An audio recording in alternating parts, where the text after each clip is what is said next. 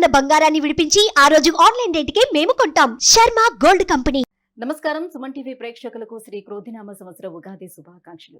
ఈ క్రోధినామ సంవత్సరం ద్వాదశ రాశుల వారికి ఏ రకంగా ఉండబోతుంది, ఈ ద్వాదశ రాశులలో నవనాయకులు ఎలా ఉన్నారు, ఎటువంటి ఫలితాన్ని ఇస్తున్నారు, వాటి ప్రభావం మనపై ఏ రకంగా ఉండబోతుంది, ఎటువంటి పరిహారాలు పాటించుకోవాలి, ఈ అంశాన్ని తెలియజేసేందుకు మనతో పాటు ఉన్నారు ప్రముఖ జ్యోతిష్య పండితులు బ్రహ్మశ్రీ నందిపట్ల శ్రీహరి శర్మ గారు. గురుగారు నమస్కారం. వాగర్థావివ సంపృక్తౌ వాగర్థ ప్రతిపత్తయే జగతః పితరౌ వందే పార్వతీ పరమేశ్వరౌ సదాశివసమారంభాం శంకరాచార్య మధ్యమాం అస్మదాచార్య పర్యంతం వందే గురు పరంపరాం. ఆదిత్యాయ చ సోమాయ మంగళాయ బుధాయ చ గురు శుక్ర శనిభ్యశ్చ రాహవే కేతవే నమః. గురుగారు, ఈ క్రోధినామ సంవత్సరం మరి మీనరాశి వారికి ఏ రకంగా ఉండబోతున్నాయి, వీరికి గ్రహాలు ఏ రకంగా అనుకూలిస్తున్నాయి? క్రోధినామ సంవత్సరం పేరులోనే ఉంది. క్రోధం అనగా కోపాన్ని ప్రదర్శించుట, కోపాన్ని వెలిబుచ్చుట. గడిచినటువంటి సంవత్సరాలైనటువంటి శ్రీ శుభకృత నామ సంవత్సరాలు ప్రజలకి కొంత ఇబ్బందుల నుంచి బయటపడేసే విధంగా ఉన్నప్పటికీ ఈ క్రోధనామ సంవత్సరంలో కొన్ని విపత్కర పరిస్థితులు ప్రజలు పాలకులు ఎదుర్కోవాల్సినటువంటి పరిస్థితి. పాలించే పాలకుడు మంచివాడైతే ప్రజలు సుఖపడతారు, పాలించే పాలకులు చెడ్డవాడైతే ప్రజలు ఇక్కట్లు కష్టాలు పడక తప్పదు.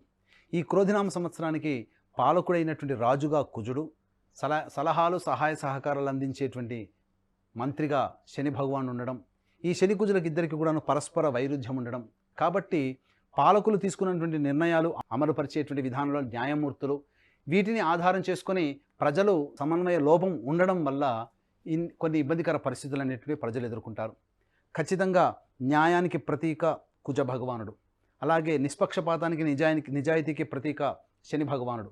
కాబట్టి ఈ ఇద్దరు కూడా వెరసి సూచించేది ఒకే వ్యవస్థ, న్యాయ వ్యవస్థ.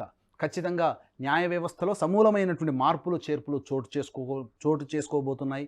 అలాగే రాజ్యాంగ సవరణలు చేసేటువంటి అవకాశాలు, నూతన చట్టాలు అమలుపరిచే విధంగా కొన్ని పాలకులు నిర్ణయాలు తీసుకుంటారు. దీని ప్రభావం వలన కుజస్తంభనం ఏర్పడినప్పటి ఈ సమయం నుంచి, అనగా 21 అక్టోబర్ 2024 నుంచి 21 జనవరి 2025 వరకు, అలాగే శని బలహీనుడైనటువంటి సందర్భం, శని మౌఢ్యమైనటువంటి 23 ఫిబ్రవరి 2025 నుంచి 29 మార్చి 2025 వరకు ఉన్నటువంటి సమయంలో ప్రజలు కొంత ఆందోళన పడేటువంటి అవకాశాలు ఎక్కువగా ఉంటాయి. ప్రజలు ఆగ్రహ జ్వాలలు, నిరసన జ్వాలలు తెలియజేసే అవకాశం అయినప్పటికీ కూడా పాలకులు మొండి ధైర్యంతో ముందడుగు వేయడం వల్ల ఇది భవిష్యత్తుకి అందరికీ కూడా మంచే జరుగుతుందనేటువంటి ఉద్దేశం ప్రజలు కూడా అంగీకరించడం వల్ల ప్రజలు కూడా పాలకులు తీసుకున్నటువంటి నిర్ణయానికి ఆమోదయోగ్యాన్ని అందిస్తారని చెప్పవచ్చు. ఇక మీనరాశిలో జన్మించినటువంటి వ్యక్తులకి ఆదాయం 11, వ్యయం 5, రాజ్యపూజ్యం 2, అవమానం 4. అంటే ఆదాయము 11 అనగా 11 రూపాయలు సంపాదించినప్పటికీ కూడా ఖర్చు 5 రూపాయలు ఉంటుంది. మిగిలినటువంటి 6 రూపాయలని మీ యొక్క జీవితంలో అభివృద్ధికి, మీ కుటుంబ అభివృద్ధికి భవిష్యత్తులో దాచుకోవడం, అలాగా పెట్టుబడులు పెట్టడం అనేటువంటిది చేసుకోమని ఈ యొక్క పట్టిక ద్వారా తెలియజేయబడుతుంది. రాజ్యపూజ్యం 2, అవమానం 4 అన్నప్పుడు మీరు చేసేటువంటి ప్రతి పనిని మిమ్మల్ని పొగిడేవారు, అలాగే మిమ్మల్ని వెన్నుతట్టి ప్రోత్సహించేవారు ఇద్దరు ఉంటే, మీ ముందు నవ్వుతూ మాట్లాడి వెనకాల గోతులు తీసే వ్యక్తులు 4 ఉంటారు. కాబట్టి ఆ 4 పట్ల, వారి యొక్క పనుల పట్ల మీరు ఒకంత కన్నేసి ఉంచడం అనేటువంటిది చేసుకోమని యొక్క శాస్త్రం తెలియజేయబడుతుంది. ఇక గమనించుకున్నట్లయితే మీనరాశిలోని రాహు, వ్యయస్థానంలో శని భగవానుడు, అలాగే తృతీయంలో గురువు మరియు సప్తమంలో కేతు. ముఖ్యంగా ఈ యొక్క మీనరాశికి రాహు ప్రభావం అధికంగా ఉంటుంది. రాహు అనేటువంటి వాడు ఏంటంటే మాయాకారకుడు. రాహువు అయినా కేతు అయినా, రాహువు చెప్పి చేస్తాడు, కేతువు చెప్పకుండా చేస్తాడు.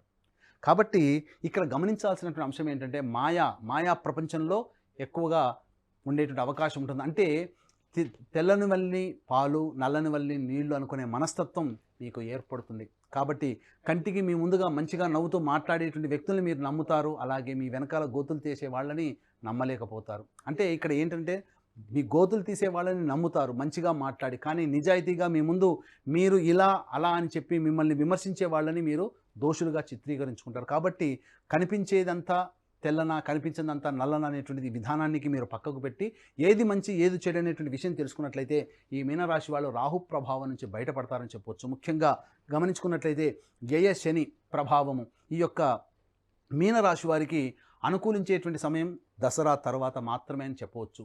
వ్యయ శని ప్రభావము, రాశిలో రాహు సంచారము, అలాగే రాశ్యాధిపతి అయినటువంటి గురువు తృతీయ స్థానంలో ఉండడం, ప్రధానంగా రాహు యొక్క ప్రభావం చేత, శని ప్రభావం చేత కొంత సమస్యలు అనేటువంటివి అధికంగా ఉంటాయి. సుఖమైనటువంటి నిద్ర పట్టకపోవడం, చికాకులు కొంత ఇబ్బందిగా ఉండడం, అనవసరమైనటువంటి దూర ప్రాంత ప్రయాణాలు చేయాల్సినటువంటి రావడం అనేటువంటిది ఈ యొక్క మీనరాశిలో జన్మించినటువంటి వారికి కలగబోతుంది. అలాగే ఈ యొక్క సంవత్సరం అక్టోబర్ వరకు కూడా రాశినాథుడైనటువంటి గురువు తృతీయ స్థానంలో సంచారం చేస్తున్నటువంటి ఈ కారణం చేత ప్రధానంగా మీకు ఆత్మస్థైర్యం లోపిస్తుంది. అనగా మీరు చేసే పని మేము విజయం పొందుతామా లేదా అనేటువంటి ఆలోచనతోనే మీరు ప్రధానంగా మీ యొక్క పనిని ప్రారంభిస్తారు. కానీ ఆలోచన అనేటువంటిది లేకుండానే దాన్ని మధ్యలో విడిచిపెట్టాల్సినటువంటి పరిస్థితులు ఏర్పడతాయి. కాబట్టి మొక్కవోని ధైర్యంతో ముందడుగు వేసిన భవిష్యత్తు అంతా ఆశాజనకంగా ఉంటుందనేటువంటి భావనతో చేపట్టినటువంటి కార్యక్రమాన్ని మీరు విడనాడకుండా ముందుకు సాగినట్లయితే అక్టోబర్ తర్వాత అద్భుతమైనటువంటి యోగదాయకమైనటువంటి స్థితి కలుగుతుందని చెప్పవచ్చు. ముఖ్యంగా గమనించుకున్నట్లయితే ధనాధిపతి భాగ్యాధిపతి అయినటువంటి కుజుడు పంచమ స్థానంలో కుజస్తంభన ఏర్పడేటువంటి సమయం 21 అక్టోబర్ నుంచి. ముఖ్యంగా మీనరాశిలో జన్మించినటువంటి వారు ఈ సమయం కోసం వేచి చూడండి. ఎందుకంటే 21 అక్టోబర్ నుంచి 21 జనవరి 2025 వరకు ఉన్నటువంటి సమయం కుజస్తంభనం ఏర్పడడం. ఈ కారణం చేత మీనరాశి వారికి మంచి యోగదాయకమైనటువంటి పరిస్థితి ఉంటుంది. సంతానపరమైనటువంటి అభివృద్ధి కలుగుతుంది. సంతానం యొక్క అభివృద్ధిని చూసి ఆనందించబడతారు. అలాగే మీకు ఎన్నాళ్ళ నుంచో ఎదురు చూస్తున్నటువంటి రాని బాకీలు వసూలు అవుతాయి. ధనపరమైనటువంటి సమస్యలు తీరిపోతాయి. అలాగే ఇంకా చెప్పాలి అంటే మీకు తల్లిదండ్రుల నుంచి వారసత్వ సంపదగా రావాల్సినటువంటి ఆస్తిపాస్తులు కావచ్చు, అలాగే తాత ముత్తాతల నుంచి ఎప్పటి నుంచో నలుగుతున్నటువంటి న్యాయవాద సమస్యలు ఏవైతే ఉంటాయో అవన్నీ కూడా కొలిక్కి వచ్చి మీకు అనుకూలంగా తీర్పు వెలువడేటువంటి అవకాశాలు ఎక్కువగా ఉంటాయని చెప్పొచ్చు. ఇక దాంపత్య స్థానంలో కేతుగ్రహ ప్రభావము, నూతన వ్యక్తుల యొక్క పరిచయాల పట్ల జాగ్రత్తలు పాటించండి.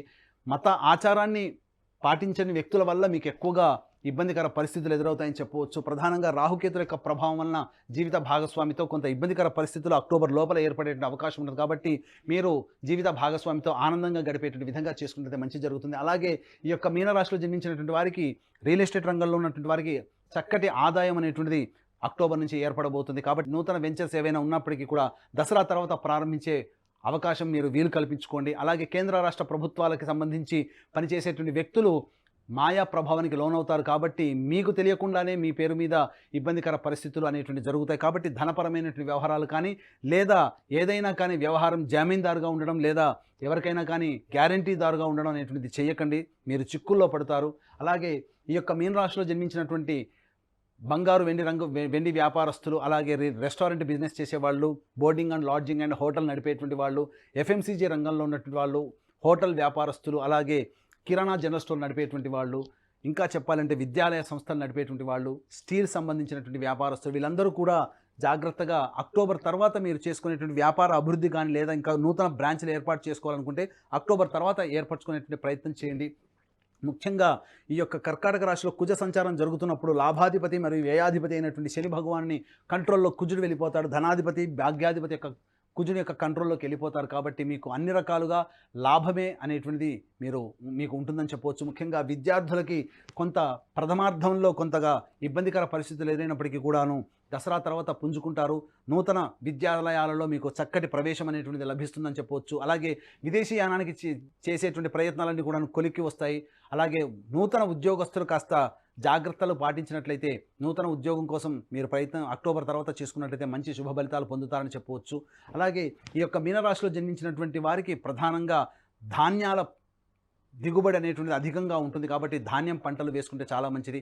ప్రథమార్థం కంటే ద్వితీయార్థం ఎక్కువగా మీకు లాభించే అవకాశం ఉంటుంది. కాబట్టి ప్రథమార్థం అనగా దసరా లోపల వేసేటువంటి పంటలు కమర్షియల్ పంటలుగా ఉన్నట్లయితే మీకు ఇంకా మంచి జరుగుతుందని చెప్పవచ్చు. ముఖ్యంగా పెట్రోల్ రంగం, అలాగే కిరోసిన్ వ్యాపారస్తులు, అలాగే డీజిల్ వ్యాపారస్తులు, అనగా పెట్రోల్ రంగంలో ఉన్నటువంటి వాళ్ళకి, పెట్రోల్ బంకులో పనిచేసేటువంటి వాళ్ళకి అద్భుతమైనటువంటి ఆదాయం అనేటువంటిది ఎక్కువగా జరుగుతుంది. అయితే మోసాలు ఎక్కువగా జరిగే అవకాశాలు ఉంటాయి. కాబట్టి మోసాల పట్ల జాగ్రత్తలు పాటించండి. మిమ్మల్ని ఈ యొక్క మీనరాశిలో జన్మించినటువంటి వారికి ప్రధానంగా ఈ యొక్క సంబంధించినటువంటి వ్యవహారాల్లో ఆచితూచి స్పందించండి. రాష్ట్రాధిపతి అయినటువంటి గురువు బలహీనంగా ఉన్నటువంటి కారణం చేత పెద్దల యొక్క సహాయ సహకారాలు తీసుకున్నట్లయితే మీకు వచ్చేటువంటి ఇబ్బందులు కానీ లేకపోతే మీకు మంచిగా అనిపించి మిమ్మల్ని ప్రలోభ పెట్టేటువంటి వాటి నుంచి కూడా మీరు దూరంగా ఉండేటువంటి అవకాశం ఉంటుంది. అలాగే నూతన వ్యక్తుల యొక్క పరిచయం పట్ల, దసరా లోపల పరిచయం అయినటువంటి వ్యక్తుల పట్ల మీరు ఒకంత కన్నేసి ఉంచండి. ఎందుకంటే భవిష్యత్తులో అవన్నీ మీకు మంచి చెడు స్నేహాల దారిని తీసేటువంటి అవకాశాలు ఎక్కువగా ఉంటాయి. కాబట్టి జాగ్రత్తలు పాటించండి.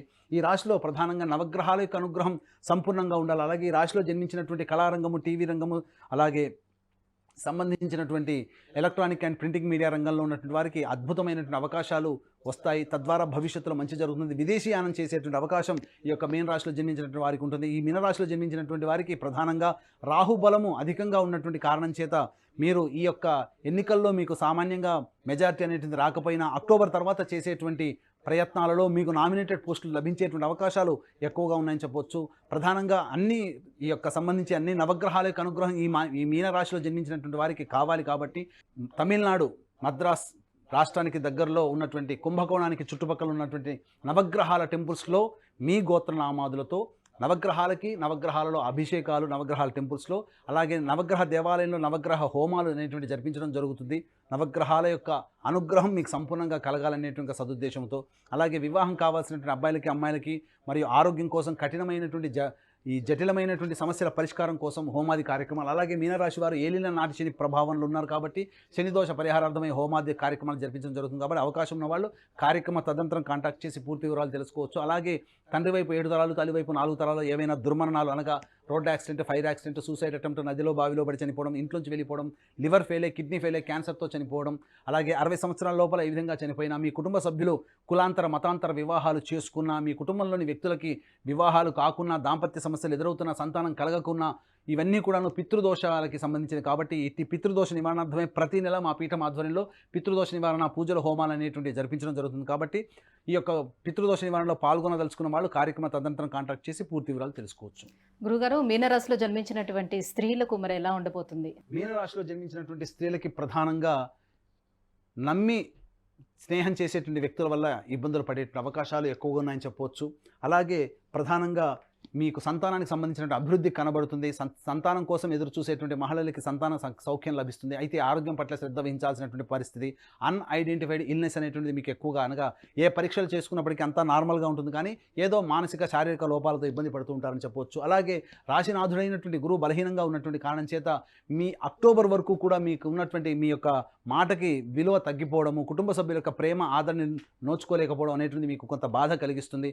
అలాగే మీరు ఇతరుల వల్ల నష్టపోయేటువంటి అవకాశాలు ఎక్కువగా ఉన్నాయి. కాబట్టి ధనపరమైనటువంటి విషయాల్లో కానీ, లేదా మీ వస్తువులకి విలువైనటువంటి వస్తువుల విషయాల్లో కానీ మీరు జాగ్రత్తలు పాటించినట్లయితే మంచి జరుగుతుందని చెప్పవచ్చు. ఏదైనప్పటికీ కూడాను నూతన గృహ సంబంధించినటువంటి కార్యక్రమాలు జరుగుతాయి. నూతన వాహన కొనుగోలు కానీ, నూతన గృహ నిర్మాణం కానీ చేపట్టేటువంటి అవకాశాలు ఎక్కువగా ఉన్నాయని చెప్పవచ్చు. గురుగారు, మీనరాశిలో జన్మించిన వారు ఇంకా ఎటువంటి పరిహారాలను పాటించుకుంటే మరింత యోగదాయకంగా ఉంటుంది వాళ్ళకి? ప్రధానంగా ఈ యొక్క మీనరాశిలో జన్మించినటువంటి వారు సుబ్రహ్మణ్య స్వామి ఆరాధన బాగా చేసినట్లయితే మంచి జరుగుతుంది. ప్రతి మంగళవారం రోజున సుబ్రహ్మణ్య స్వామికి ఆవు పాలు, ఆవు నెయ్యి, తేనె ఈ మూడింటితో అభిషేకం జరిపించండి. ఇలా మీరు 7 వారాల పాటు చేసినట్లయితే మీకున్నటువంటి సమస్య పరిష్కారం అవుతుంది. ముఖ్యంగా మీరు ప్రతిరోజు కూడాను మీకు సులువైనటువంటి పరిహారం ఏంటంటే, దేవాలయానికి వెళ్ళినప్పుడు ఏదైనా ఉచిత సేవ చేయండి. లేకపోతే దేవాలయంలో ఎవరైనా కానీ పదార్థాలు, అనగా దైవ ప్రసాదము పెట్టిన తర్వాత చాలామంది ఈ కరివేపాకులు, అలాగే మిరపకాయలు ఉన్నటువంటివన్నీ కింద పడేస్తారు, మిగతాదంతా భుజిస్తారు. కానీ ఒకసారి ప్రసాదంగా పెట్టినటువంటిది ఏదైనా మంచైనా చెడైనా అది దైవ ప్రసాదమే. కాబట్టి కింద తొక్కేటువంటి అవకాశం ఎవరికి ఇవ్వకుండా అవన్నీ తీసి డస్ట్బిన్లో వేసి చేయి కడుక్కోండి. ఈ విధంగా చేసినట్లయితే గురుబలం అమాంతంగా పెరిగిపోతుంది. తద్వారా మీకున్నటువంటి పనులు మీకు తెలియకుండానే అనుకూలంగా జరిగిపోతాయని చెప్పొచ్చు. ఈ యొక్క మీన రాశిలో జన్మించినటువంటి వారికి అదృష్ట సంఖ్య 3, అదృష్ట వారము ఆదివారము, మంగళవారం. గురుగారు, మీనరాశి వారికి ఈ క్రోధినామ సంవత్సరం ఎలా ఉండబోతుంది, ఎటువంటి పరిహారాలను పాటించుకుంటే వాళ్ళకి బాగుంటుందనే విషయాన్ని తెలియజేసినందుకు ధన్యవాదాలండి. సర్వం శ్రీ ఉమామహేశ్వర పరబ్రహ్మార్పణమస్తు.